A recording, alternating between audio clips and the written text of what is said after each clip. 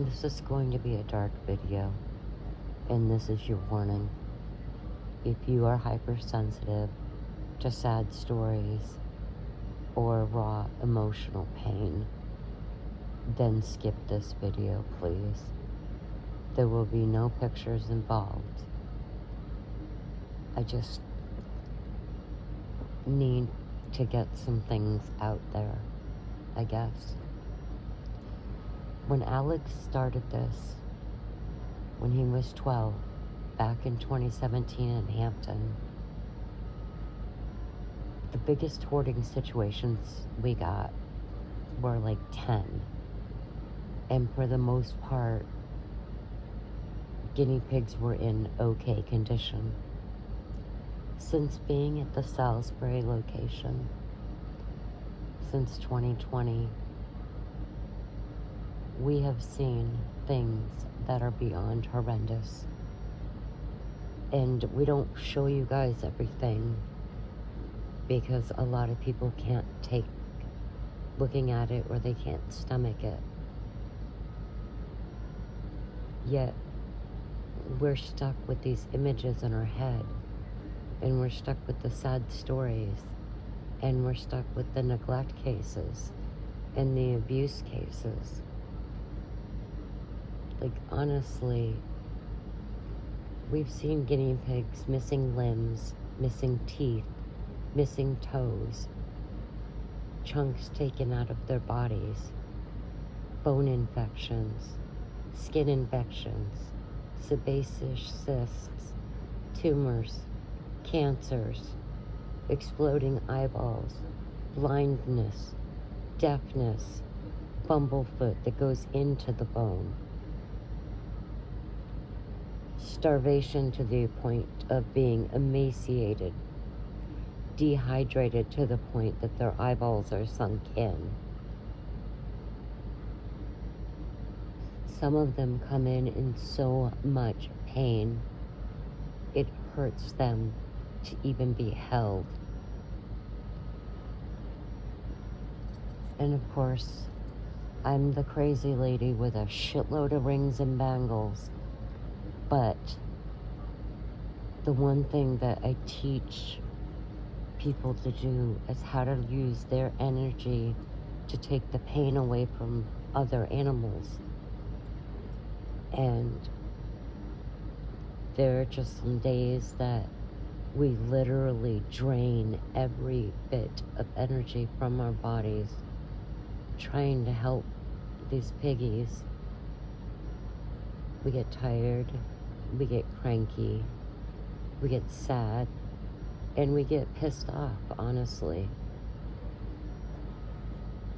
I just don't understand how you can love something so much that you can overlook the fact that they smell like death, that they're covered in gangrene or necrotic skin, or they're bleeding, or they have ruptures all over their body, or they can't walk, they can't eat, they can't lift their head.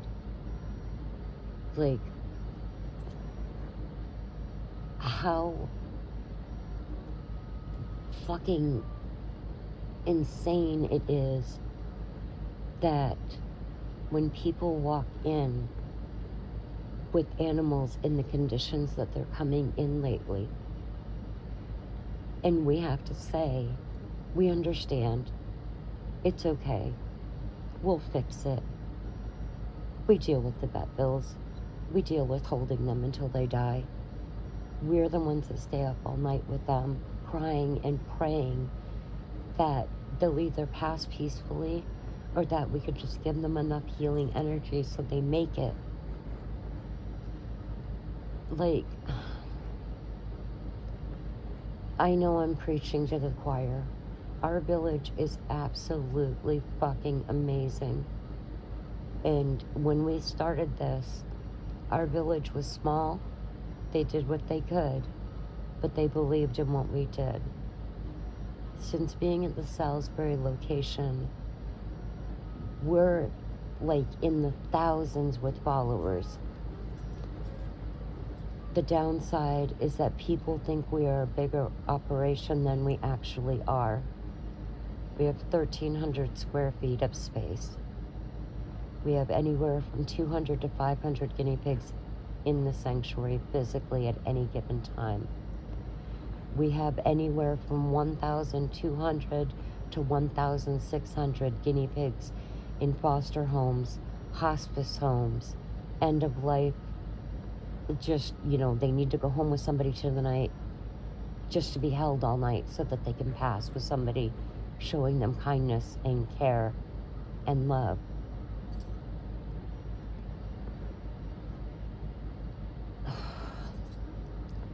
It's just been a really rough couple of weeks. Like, it seriously has.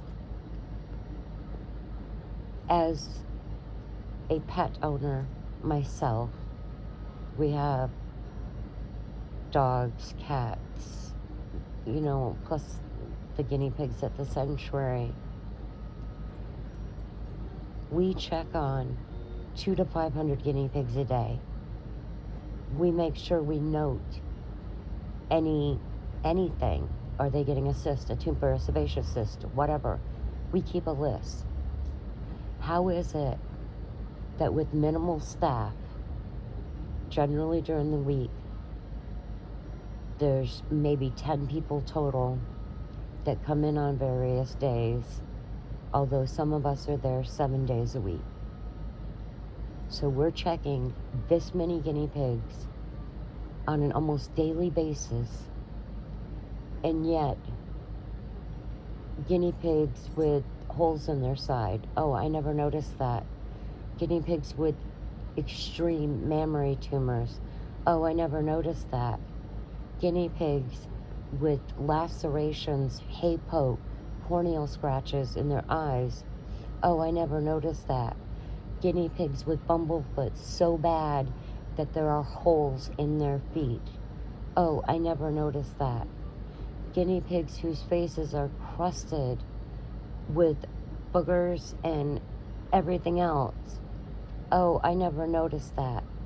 Guinea pigs with tumors on their rear ends that are bigger than their rear end. Oh, I never noticed that. Guinea pigs that weigh so little they can barely move. Oh, I never noticed that. I'm so tired of, oh, I never noticed that. Fucking notice it. Check your animals, all of them, just like you would check your children. Feel them. Feel under their neck. Make sure there's no cysts growing there. Feel in their groin area. Make sure there's no mammary tumors. Run your hand from their neck all the way down their spine. Make sure there's no sebaceous cysts or tumors or cancer starting. Watch them when they walk. Make sure there's no limping. Check their feet, especially if they're older and they pee on themselves a lot. When the skin starts turning red, it's bumblefoot. It's the beginning stages and it can be fixed. You can just keep coconut oil on it and keep their feet washed. When it gets to a point that it's too late for us to do anything and people surrender them to us, literally there's nothing we can do. We hold them, we medicate them, we cry, we pray, we just do everything we can to make it peaceful. The little boy that came in yesterday had cancer in his neck, which sticks out a good 5 inches, a ruptured hole in the side of his back. And Jackie and I were cleaning him, and this is the one I did the little blurb with last night. He just wanted to clean his face. Cleaning their faces with their little Tyrannosaurus Rex arms means that they feel safe, they feel comforted. And when he tried to get his little paw up to his face, he couldn't even clean his own face. We held up the tumor, We held him right underneath the shoulders in the front, and he was able to take his two little paws and clean his face, letting us know that he felt safe. I can't even imagine. Like, you come in so destroyed by owners just absolutely ignoring the fact that you're this sick. And yet, with Jackie and I, you have a little bit of strength to say, I feel safe. I just want to clean my face and show you I feel safe. Telling you, there are not enough segments for this shit some days. We ask for nothing in return from these little guys. And for him to make an effort to actually want to show us that he felt safe, it's just, I can't even imagine. I can't. We were up till 4 o'clock last night, singing every song, talking about everything that's going to be over the Rainbow Bridge, telling the piggies about all the friends that are there waiting for them by the tree.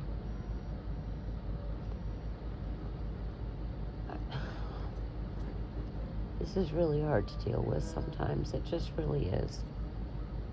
So, as you may or may not know, we believe in planting. Planting means that when a guinea pig passes, they go into a snuggle sack, and we give them a family to cross with. So the little boy that passed away today will be going, there'll be a little girl planted with him, and I have to plant Binky and Blanky.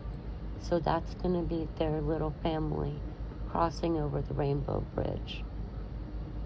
They don't know each other, but they will on the other side.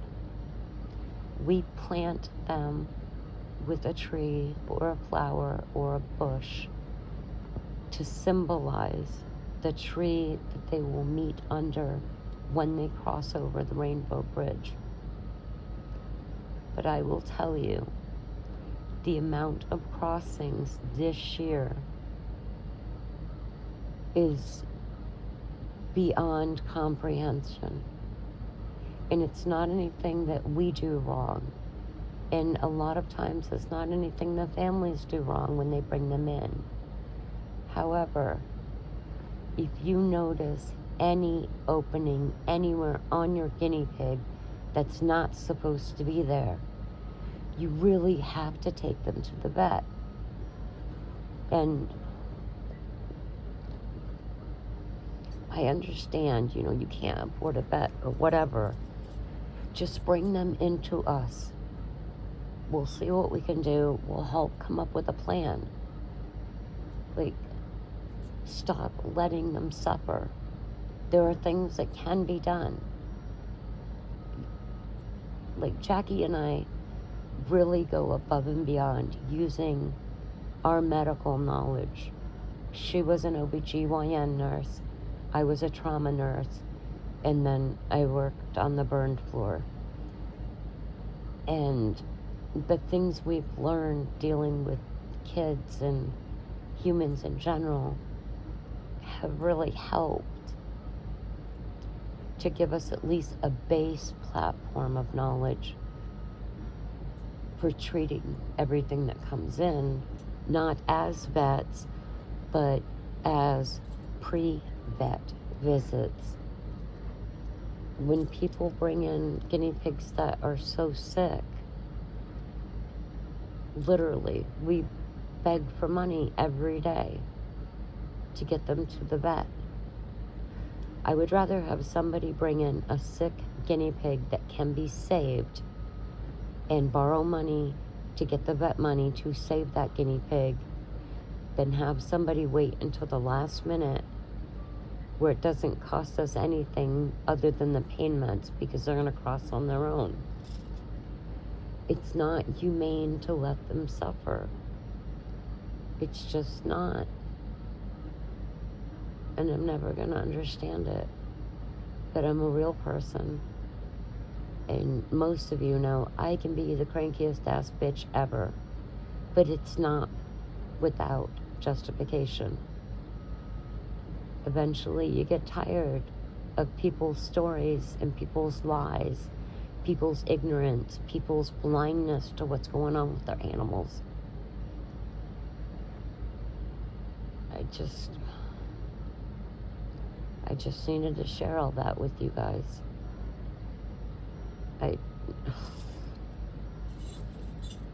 It's just really, really hard some days. And I know that the village supports us. And I know that we always come together and we always find a way to do what we need to do to save who we can, to peacefully cross those we can't help. But to some extent, humans need to take some sort of responsibility and be held accountable for the conditions of their pets. But you know as well as I do, there's no real laws for any of this shit anymore. And we're literally just hanging by a thread trying to get diagnoses done.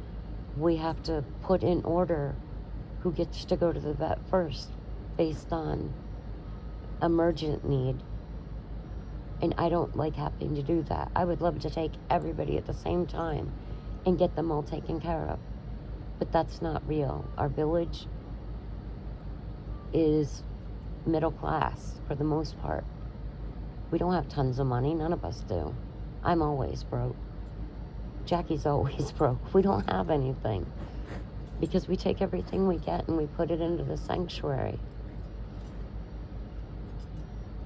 But until the laws change, I guess it's just going to be what it is. But if you come to visit the sanctuary and, you ask questions about certain pigs, the stories aren't always great. A lot of the stories are sad, scary, heart-wrenching, just unbelievable. But we're going to continue to do what we do. And hopefully you guys will continue to support us and rally around us and keep me from going to jail for saying mean things or something. I don't even know. I'll try to keep a smile on my face. It's going to be a long week. It's going to be extremely tiring. We have a couple guinea pigs that are really heading close to the edge. And we've lost a lot of pigs this year. But it wasn't because of our negligence. And yeah, just tell people about us. If you know somebody rich, tell them we need a barn. We're still trying to raise the $8,000 for the first building. I think we're up to $4,000 total. So we're halfway there. But thank you for being part of the village. Thank you for listening to our rambles. Thank you for your support and your love and for, coming in and just dealing with what we have to deal with. And I just want to send a shout out to the support team that I work with closely. And that's Nurse Jackie, Ange, Dog Lindsay, Poison Ivy, Michelle Guinea Pig, Janet Red Truck, Britt Chippett, Larry, Small Child, just everybody. Thank you for being there. Hopefully we can keep this going. I love you guys, and I appreciate all of you. And I respect that you trust us. And I know we couldn't do this without you. It takes a village. And you're our rock, you are our hearts, and you're our financial support. Just want to throw that in there. But seriously, I just needed to vent, and I needed to vent in a way that maybe somebody will listen to this and say, oh, I didn't know that. Or, oh, I didn't know that they struggled so compassionately, because we do. But I pray everyone has a great night. Get some sleep.